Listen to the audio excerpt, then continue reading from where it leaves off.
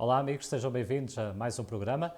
Hoje o nosso programa tem por título Jesus vem aí, estás preparado? A nossa mensagem vem de um capítulo conhecido dos Evangelhos, vem de Mateus capítulo 25. Mateus capítulo 25 vem na sequência daquilo que Jesus falou no capítulo anterior, Mateus 24, em relação aos sinais que ocorreriam neste mundo antecedendo a sua vinda ou o seu regresso a esta terra. É no capítulo 24 que Jesus fala sobre as guerras, rumores de guerras, sobre as pestilências, sobre as doenças, sobre as catástrofes naturais, sobre os terremotos. Tudo coisas que nós hoje vamos assistir na televisão, que estamos vendo que vão ocorrendo mesmo nos nossos dias, que nos fazem saber que Jesus está às portas, que acreditamos que Jesus está mesmo prestes a voltar a esta terra, tal como ele prometeu. Mas se formos a ver, Jesus passou mais tempo descrevendo eventos sobre a preparação do crente, sobre a preparação dos cristãos para o que está para vir, do que passou propriamente falando sobre os sinais. Em Mateus 24, Jesus fala sobre a condição do mundo. Mateus 25, Jesus fala sobre a condição da igreja. Mateus 24 fala sobre o que se passa lá fora. Mateus 25 fala sobre o que se passa aqui dentro e mesmo contigo e comigo ao estarmos aguardando a vinda de Jesus. Ou seja, Jesus quer nos dizer que sim, é importante sabermos os sinais, é importante estarmos atentos para conhecermos o tempo em que estamos vivendo, mas mais importante ainda é estarmos preparados para o que aí vem. Porque nós, amigos, podemos saber que algo está vindo, podemos saber que Cristo está às portas e que virá, certamente virá, mas se nós não estivermos preparados, todo o nosso conhecimento de que Ele vem, todo o nosso conhecimento sobre profecia, todo o conhecimento do Evangelho e da Bíblia será em vão. E isso será realmente uma tragédia, nós falharmos esse momento crucial que será o regresso do Mestre a esta terra, tal como Ele prometeu. E para percebermos um pouco aquilo que Deus quer fazer, aquilo que Jesus nos apela a seguir para estarmos prontos para a sua vinda, gostava de vos convidar para um pequeno estudo, então, de Mateus capítulo 25, a partir do verso 1. Lemos ali em Mateus 25, no verso 1, então o reino dos céus será semelhante a 10 virgens, que, tomando as suas lâmpadas, saíram ao encontro do esposo. Jesus aqui está comparando o seu regresso a 10 virgens que se estão preparando, tomando lâmpadas nas suas mãos para sair ao encontro do esposo. Quando a Bíblia fala em virgem, quando fala em mulher pura, está-nos falando sobre a sua igreja, o seu povo. É uma ilustração que encontramos no Antigo Testamento e também no Novo Testamento. Estamos aqui então falando de uma mulher que toma as suas lâmpadas. Lâmpada, de acordo com Salmos 119, verso 105, representa a palavra de Deus. Lâmpada para os meus pés é a tua palavra e luz para os meus caminhos, como ali diz. Então, aqui temos a mulher, a igreja, que é comparada a uma mulher a 10 virgens, ou seja, uma igreja pura, uma igreja que tem a doutrina correta, que tem a palavra de Deus, sai ao encontro do esposo. Uma igreja que está aguardando o regresso do esposo, que neste caso representa a Jesus Cristo.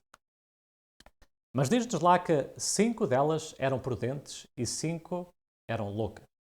Ou seja, dentro do povo de Deus, dentro do povo que tem a doutrina certa, dentro do povo que conhece os acontecimentos proféticos, que sabe usar a palavra de Deus, que tem tudo correto, há uma parte que é considerada ou comparada às virgens prudentes e há outra parte que é comparada às virgens loucas. A questão que podemos colocar é o que é que faz com que umas sejam classificadas como prudentes e o que é que faz com que outras sejam classificadas como loucas.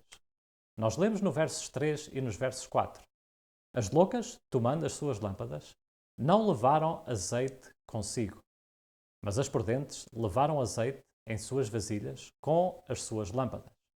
Ou seja, o que faz com que as prudentes sejam consideradas prudentes é que elas levam azeite consigo.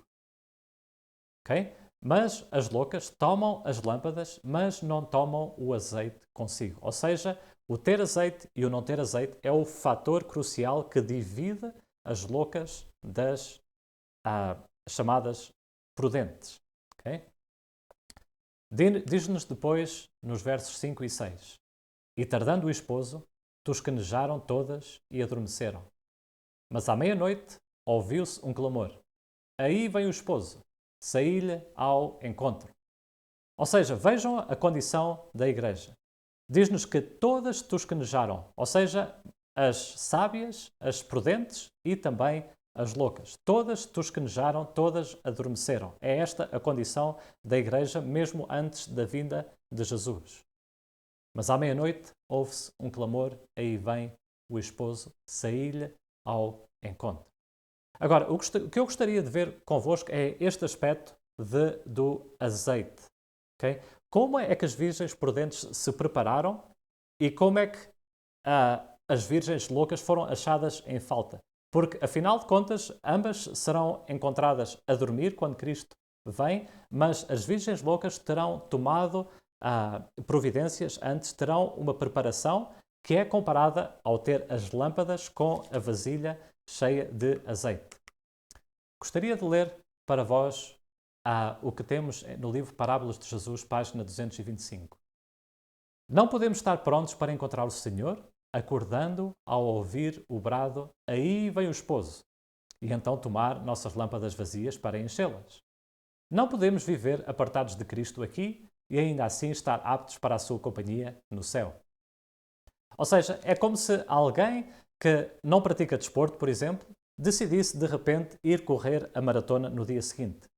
Nós sabemos que se alguém decide ir correr a maratona num certo dia, essa pessoa tem que fazer preparativos, tem que fazer exercício físico, tem que comer de certa forma, tem que ter uma certa disciplina de vida para, quando chegar o dia da maratona, a pessoa estar pronta para correr a maratona.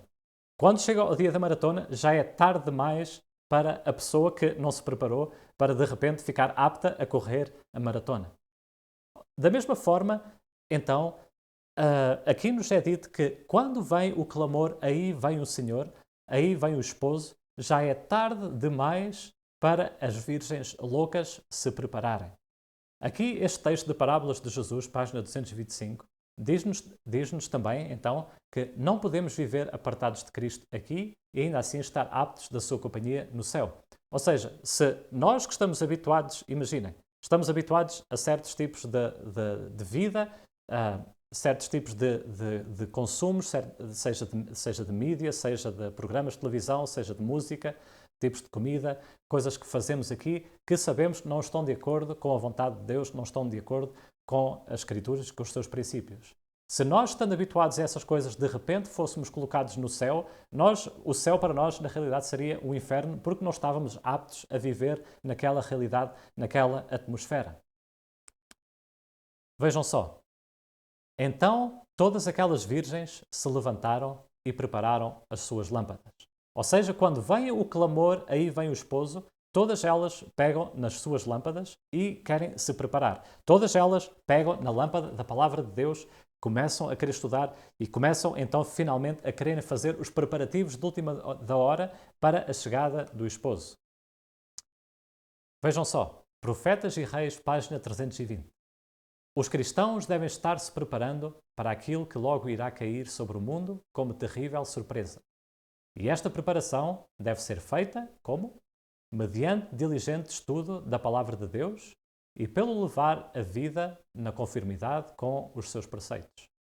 Ou seja, os preparativos da igreja, os preparativos virgens da parábola é feito através das lâmpadas da palavra de Deus, mas também procurando viver a vida em conformidade com os seus preceitos. Ou seja, as virgens sábias, elas preparam-se como elas estudam a palavra de Deus e elas procuram viver a vida em conformidade com os seus preceitos. Mas há mais. O estudo da Bíblia exige o nosso mais diligente esforço e constante pensamento. Com o mesmo ardor e persistência com que o mineiro cava para obter o áureo tesouro da terra, devemos procurar o tesouro da palavra de Deus. Como é que as virgens sábias se preparam para a vinda do esposo?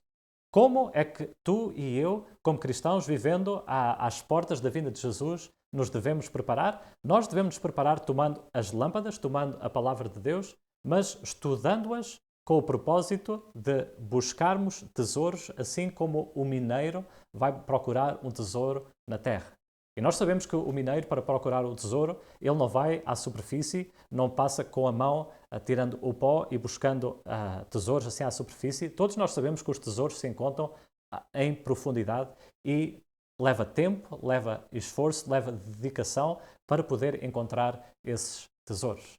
E amigos, é aqui que nós, neste tempo, somos desafiados, vivendo numa época em que tudo é fácil e tudo nos é dado de bandeja.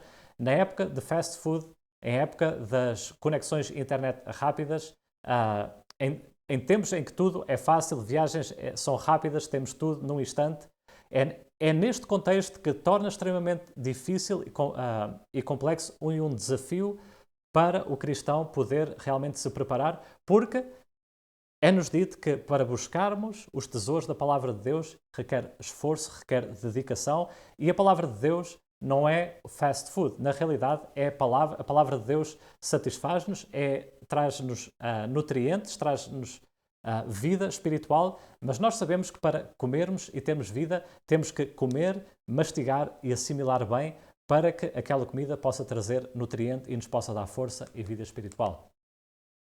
E assim é também nas coisas de Deus.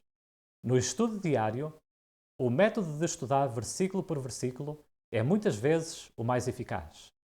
Tome o estudante um versículo e concentre o espírito em descobrir o pensamento que Deus ali pôs para ele. E então se demore nesse pensamento até que se torne seu também. Uma passagem estudada assim, até que sua significação esteja clara, é de mais valor do que o manuseio de muitos capítulos, sem nenhum propósito definido em vista e sem nenhuma instrução positiva obtida. Ou seja, amigos, é importante lermos a Bíblia de Gênesis para Apocalipse. Não tem nada de errado e podemos ter grande proveito através desse estudo.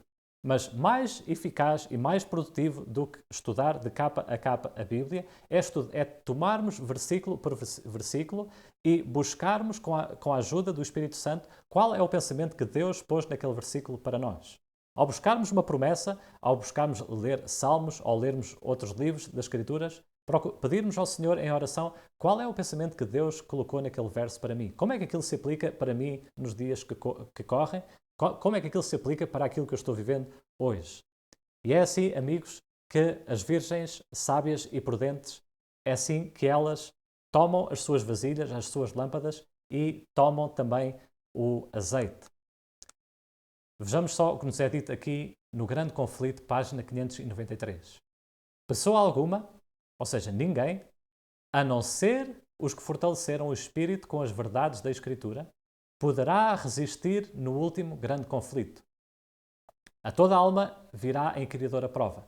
Obedecerei a Deus, de preferência aos homens?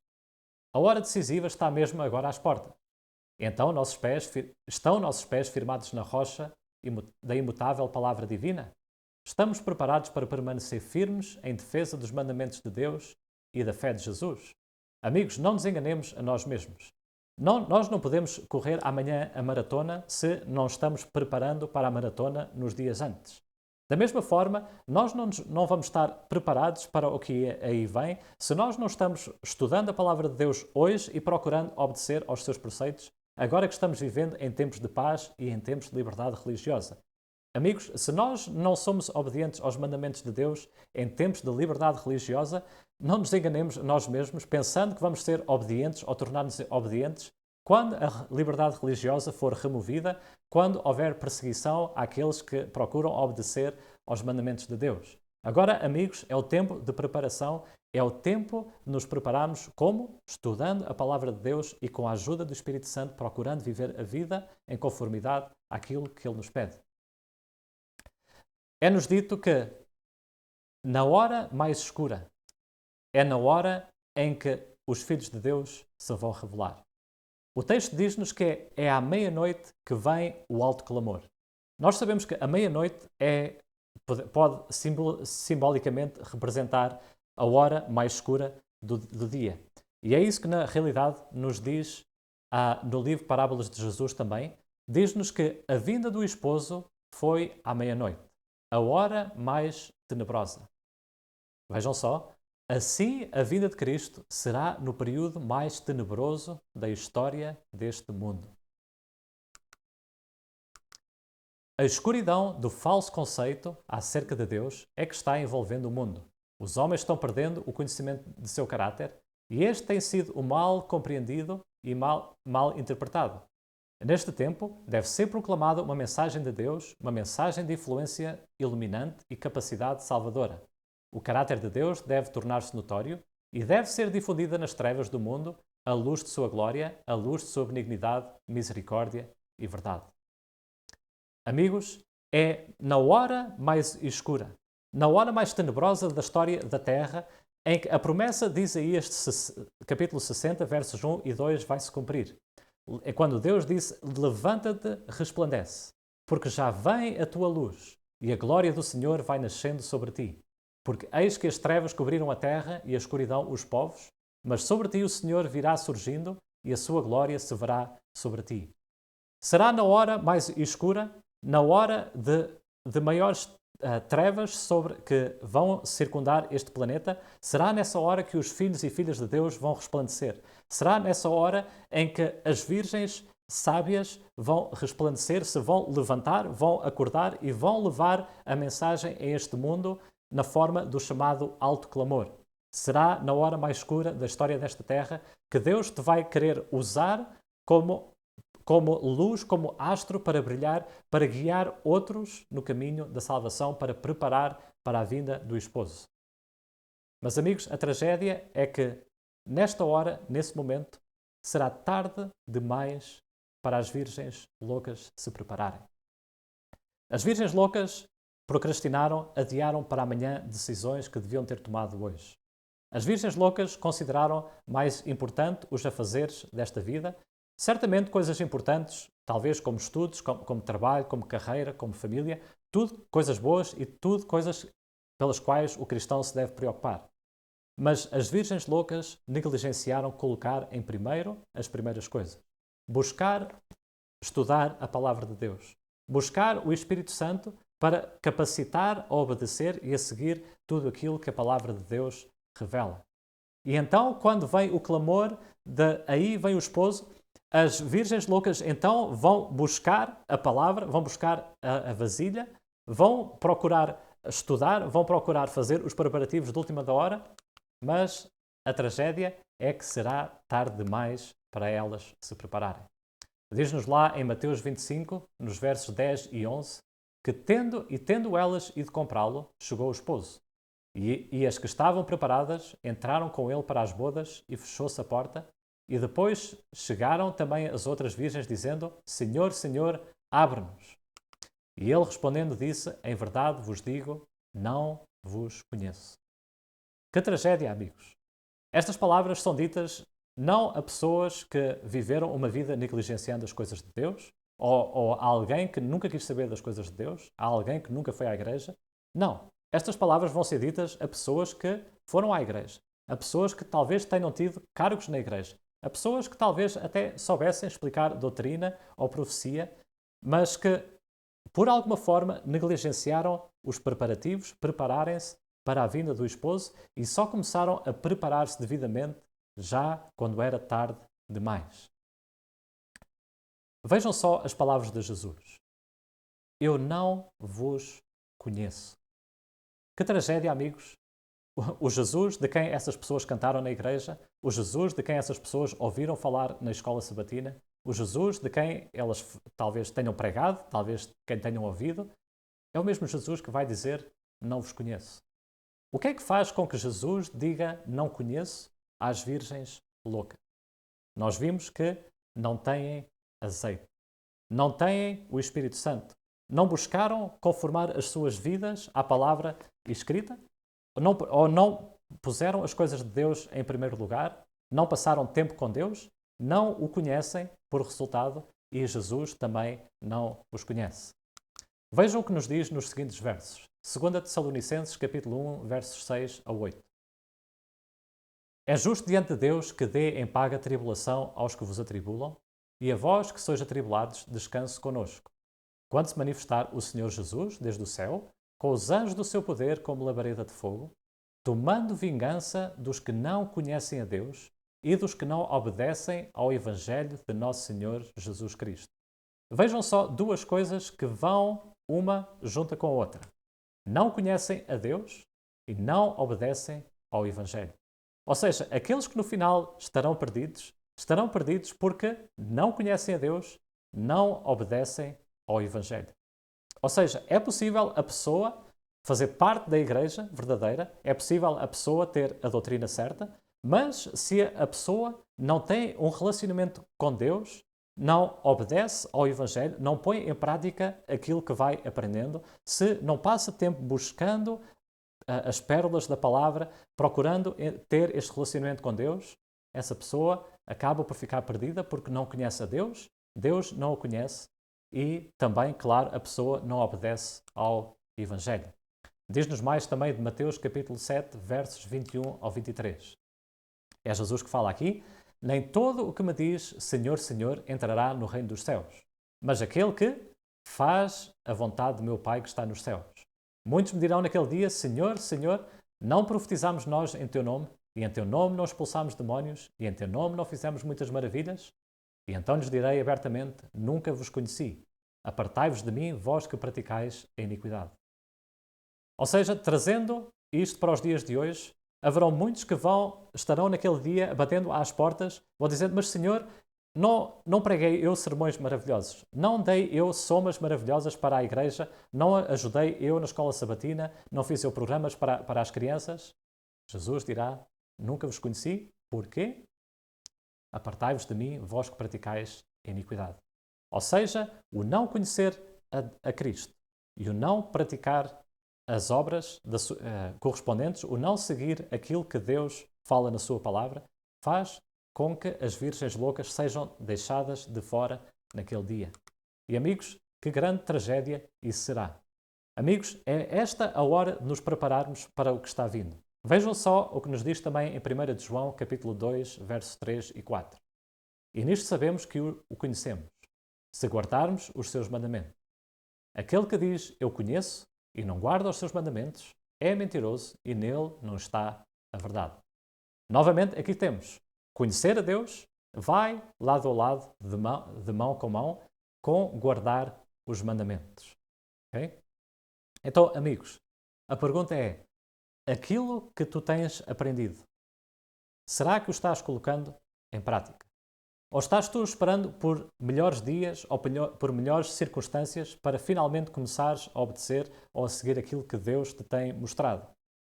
Amigos, se nós hoje, em dias de paz, não colocamos em prática aquilo que o Senhor nos pede, quem nos garante que amanhã, se vierem mais dificuldades, que o vamos finalmente começar a colocar em prática?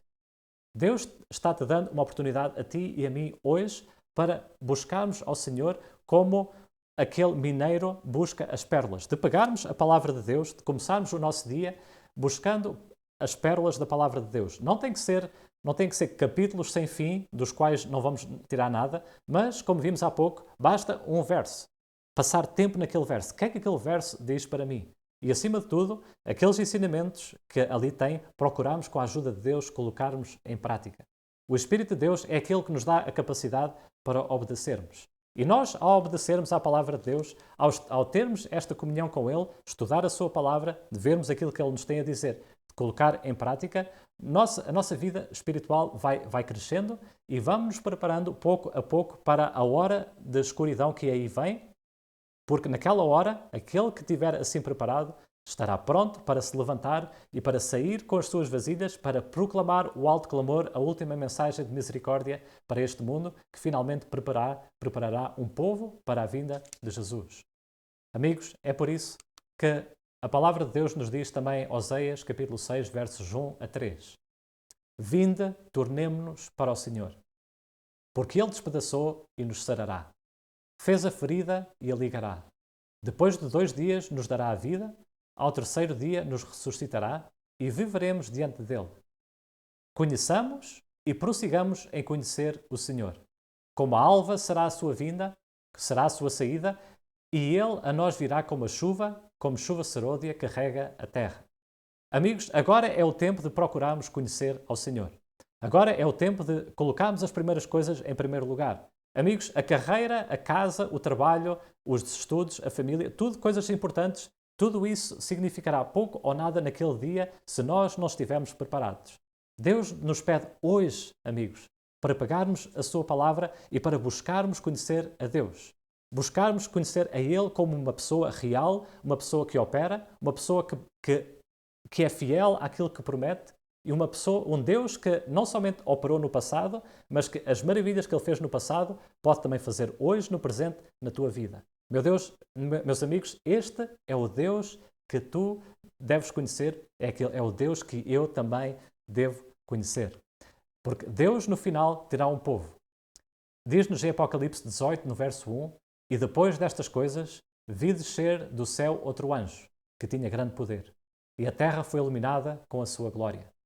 Amigos, João viu em visão que este mundo seria iluminado com a glória de Deus. A mensagem do Evangelho seria proclamada por todos os cantos da terra, através de homens, mulheres, de jovens, crianças e mais velhos, que, cheios do Espírito Santo, através da preparação que tiveram, tomando as suas lâmpadas, buscando viver as suas vidas conforme a palavra de Deus, vão por este mundo finalmente levar a última mensagem e este mundo será iluminado com a glória de Deus. E é assim, amigos, que este mundo será levado a um fim. É assim, amigos, que deixaremos de escutar sobre terremotos, sobre guerras, sobre pestilências, sobre desastres, sobre tragédia após tragédia, como temos ouvido. É aí, amigos, que se cumprirá aquilo que Jesus disse lá em Mateus 24, no verso 14. E este Evangelho do Reino será pregado em todo o mundo, em testemunho a todas as gentes, e então virá o fim. Ou seja, Jesus diz-nos que até que o Evangelho seja pregado em todo o mundo em testemunho, o fim não virá. Iremos continuar a ouvir falar de guerras, de terremotos, de tragédias, de pestilências, de pragas, de todos os problemas que este mundo está enfrentando, pelo qual o mundo está gemendo, até que finalmente o povo de Deus se levante para pregar em testemunho. Mas nós vemos também, então, conectando todas estas partes que estudamos hoje, que o povo de Deus só pode pregar em testemunho se tiver recebido o Espírito Santo. Se tiver buscando viver as suas vidas conforme a palavra de Deus. Vejam só que o texto não diz simplesmente que o Evangelho do Reino será pregado em todo o mundo e então virá o fim. Não. Se assim fosse, nós poderíamos simplesmente enviar folhetos, enviar livros, colocar mensagens na internet ou colocar mensagens na televisão.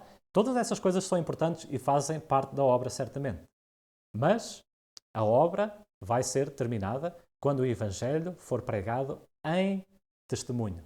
Ou seja, para além das publicações impressas, para além da internet, para além da televisão, Deus precisa de ter um povo que vai viver em prática a mensagem que está proclamando.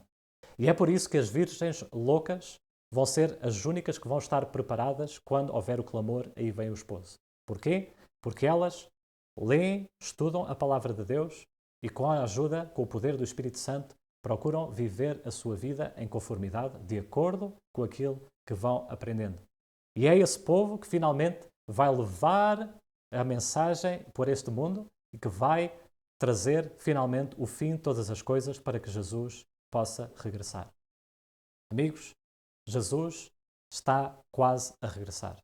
E quando dizemos isto, não é apenas um chavão religioso que estamos a usar. Amigos, isto é algo que nós podemos assistir nas notícias, pelo qual até já estamos cansados por vermos tanta tragédia e tantos acontecimentos na televisão. Mas Mateus 24, até ao versículo 13, podemos dizer, tem-se cumprido. A questão é, quando é que Mateus 24, versículo 14, se vai cumprir? Vai-se cumprir, amigo, quando tu, quando eu, quando nós decidirmos, finalmente, pôr Deus e conhecê-lo em primeiro lugar.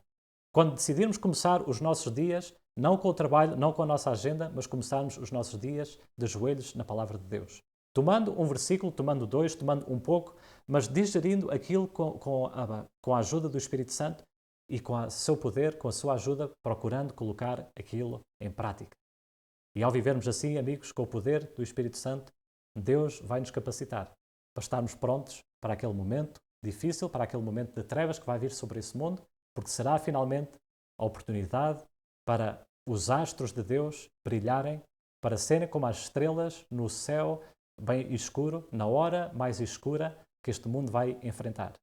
Amigos, isso é o que está para vir, mas Deus te convida hoje a colocar as prioridades no sítio certo. Por que não hoje, amigo, dizer, Senhor, a partir de hoje, ajuda-me a colocar-te em primeiro lugar. Ou seja, os estudos, a carreira, devem passar para o segundo plano. Coisas importantes, mas primeiro buscar ao Senhor cada dia e buscar obedecê-lo e fazer as mudanças e pôr em prática aquilo que vamos aprendendo hoje. Amigo, não esperes por amanhã. Não sabemos se vais ter amanhã e não sabes também se vais ter a mesma liberdade amanhã que tens hoje. Se Deus está falando hoje, se o Espírito Santo está convidando hoje, aceita o seu apelo. Entrega a sua vida a Ele e coloca na tua agenda, toma uma decisão resoluta e bem firme de começares a partir de hoje a colocá-lo em primeiro lugar em todas as coisas. E se esse é o teu desejo, amigo, se esse é o teu desejo, amiga, vamos terminar então com uma breve oração. Nosso Pai que estás nos céus, obrigado ao Pai porque tu nos falas através da tua palavra. E obrigado ao Senhor porque ainda nos dás uma pequena janela de tempo para nos prepararmos para a tua vinda. Talvez alguém assistindo a esta mensagem hoje, Senhor, esteja vivendo longe de ti. Não necessariamente fora da igreja ou fora de cristianismo, mas talvez longe de ti pela simples razão que tudo tem sido prioridade, exceto buscar conhecer-te, exceto buscar passar tempo contigo. Ó Pai, que tu possas ajudar o meu amigo, minha amiga que está assistindo a este programa, a esta mensagem, que possas ajudar a fazer as devidas reformas, as devidas mudanças na sua vida, para que tu estejas em primeiro lugar. E se ele ou ela está hesitando em colocar em prática ou fazendo algo que tu lhe pedes para fazer, te peço ao Pai que lhe concedas o poder que ele ou ela necessita nesta hora. Para que quando Cristo voltar, ele e eu, nós não sejamos deixados de fora, mas que possamos ouvir as palavras de Jesus dizendo, entra, bem está, servo bom e fiel, entra no gozo do teu Senhor. Pai, que esta seja a experiência de cada um, escutando, assistindo a este programa, te pedimos em nome de Jesus. Amém. Amigo, amiga, se gostaste, se foi uma bênção para ti este programa, convidamos-te a partilhar com os teus amigos, com alguém que achas que possa beneficiar e continua atento a novidades no nosso canal porque novos vídeos, novas mensagens virão. Até lá, que Deus te abençoe. Maranata.